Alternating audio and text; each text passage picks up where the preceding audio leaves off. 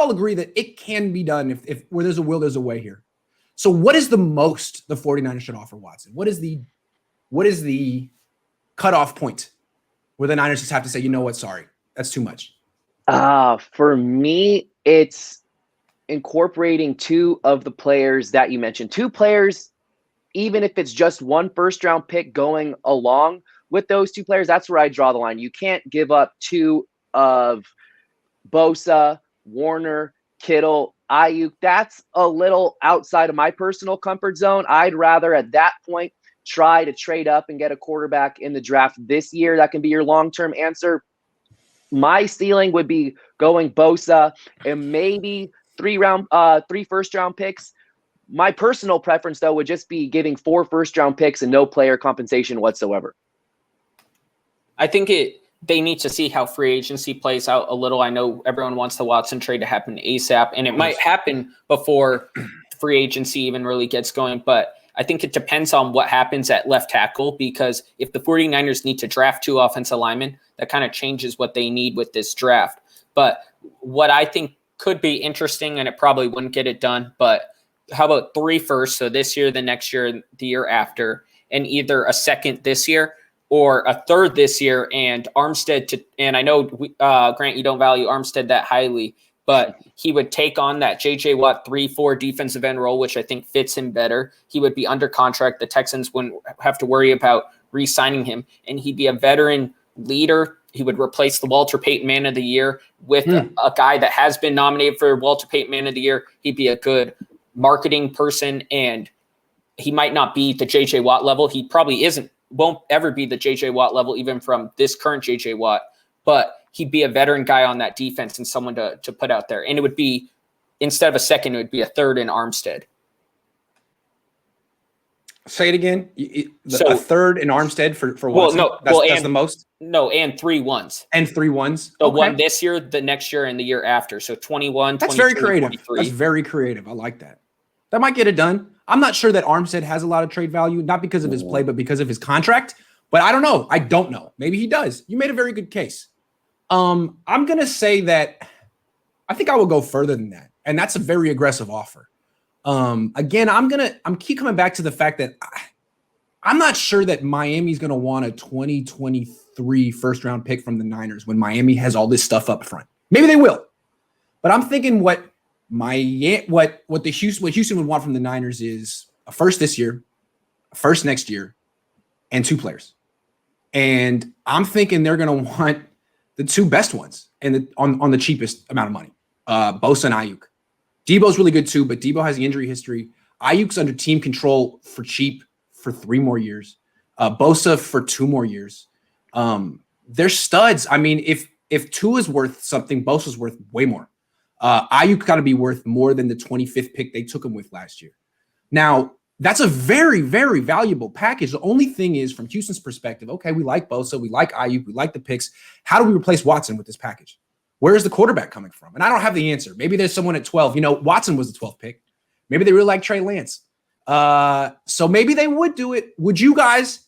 Is that too much? Let me ask you that. Is that too much? First this year, the first next year, Bosa and Ayuk. It's a lot. Man. I always go back to who are the more established players in the locker room and say, you see the potential of Ayuk, and I'd be very reluctant to let him go. But if you're giving up 2, you have to give up 2, and that's the only way it's going to get done. I don't think Ayuk is the one that should hold up that trade either, especially if you still get a hold on to Kittle and Warner. Debo. Yeah. So you still have a lot of pieces there. And again, when we're talking about Deshaun Watson, we're talking about a quarterback that can lead your team for a decade. He's 25 years old. So you always they could sign someone like Emmanuel Sanders. I mean, there are wide receivers available. Yeah. I mean, Ayuk is terrific, but he could help you get Watson. So what do you think, Maverick? Is it too much? Oh, no, Nick, sorry, go ahead. No, I'm just going to say, if that was the offer, 2 first-round picks, Bosa and Ayuk. Yeah. I pull the trigger. You got to. I know it's painful, but I think you got to do it. What do you think, Mav? That feels like 6 first-round picks. Because, I mean, Bosa's worth 2 at least, because Khalil Mack was worth 2 firsts and a second, correct? Good point. And so, I mean, Bosa's at least worth 2 first-round picks at where he is in his contract. And Ayuk, as you said, is probably better value than his 26th True. overall. So that's Okay. a first and maybe a second value. And then So am I over giving right now? Could it be Bosa, Ayuk, and one first? I would say Bosa and 2 firsts would be definitely enough, in my opinion. Wow. I Wow. think Houston would have to jump at that, but I don't think the 49ers include Bosa unless it's only 1 first-round pick, just because I think that hurts the defense and they have to figure out how to – I mean, they did pretty well on pass rushing with Kerry Hyder as their best guy, but they got to figure out that having a game-breaking defensive end on a rookie contract.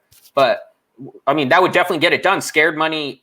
Don't You make money. go for it. Yeah. Okay. All right. Final follow-up Scared question money, real don't quick make for money. both of you guys. Do you think the Texans cutting Watt today makes them potentially interested in a Bosa package? I think Yes. it does. Mm-hmm. I think it does. Yep. So something to They keep in should mind. have been already, even with Yeah. Watt. They should have been interested. Yeah, it's been floated out there a bunch of times. Again, the Niners can't help the Texans necessarily replace Watson, but they can give them Nick Bosa and a couple of first-round picks and maybe an all-pro wide receiver as well. The Niners have assets. It's just if they want to go all in. Historically, they don't. They'll trade a second for Dee Ford or Jimmy Garoppolo or a third for Trent Williams. That's kind of how they do things. They see themselves as New England West a little bit, and New England doesn't do things like this. So, but let's keep talking about Deshaun Watson. Well, But I have another layer to this because I really don't tell think the Texans would want Tua Tagovailoa from the Dolphins because I think they would be more enticed to pick a quarterback at the top of this year's draft and have their preference. So let's say the Dolphins end up in a situation where they have both Watson and Tua Tagovailoa. Let's say Tua could be had for a second round pick. Is he more enticing than a guy like Sam Darnold as far as coming to play for Kyle Shanahan? the only thing in the report, Tyler Dunn said, and it sounded like it was written by the agent, that Caserio loves Tua and was, I mean, that it was in the report, loves Tua. I don't know. Who knows? I didn't read the article yet, so I'll have to catch up. Again, on he that. doesn't sound like he was talking to Caserio. It sounded like he was talking to Mulugeta or whatever.